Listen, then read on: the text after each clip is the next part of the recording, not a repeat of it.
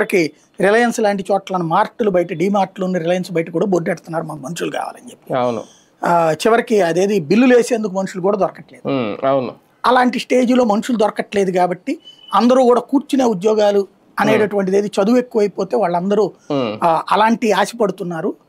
అట్లాంటి దాంతో యువతరం చెడిపోతుంటే యువతరాన్ని మందలించడం కుదరదు కాబట్టి, మందలిస్తే మళ్ళీ వాళ్ళు ఫీల్ అవుతారు కాబట్టి వాళ్ళకి ముందు ఇట్లా చదువులు దూరం చేసి ఉన్నత చదువులకు వెళ్ళనీయకుండా చేసి తద్వారా కార్మికులని పరిశ్రమలకు అప్పచెప్పి పరిశ్రమలు పెద్ద ఎత్తున ఇక్కడ పెట్టుబడి పెట్టేందుకు అవకాశాలు కల్పించి 99 బేసులకి భూమి ఇవ్వడం ద్వారా వాళ్ళు పరిశ్రమలు పెడతారు.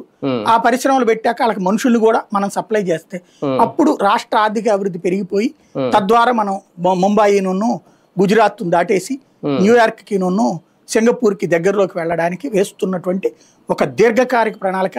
ఇది అర్థం కాని సన్నాసులకి తెలియదు, ఇది బుర్రలేని వెధవలకి తెలియదు. వీళ్ళు భాష అది కూడా వాడతారు కదా సోషల్. అలాంటి మహామేధావుల యొక్క ఆలోచన ఇది అని రేపు పొద్దున ఈ మేధావులు కూడా వార్త రాస్తే బెటర్ ఏమో. ఎందుకంటే ఒక బాధ నాకు అనిపించేది ఏంటంటే, స్కూళ్ళు చదివాం, కాలేజీలు చదివాం, ప్రభుత్వ స్కూళ్ళలో ప్రభుత్వ కాలేజీల్లో. తర్వాత నేను ట్యూషన్స్ చెప్పా, కాన్వెంట్లు చెప్పా చాలా రోజుల పాటు.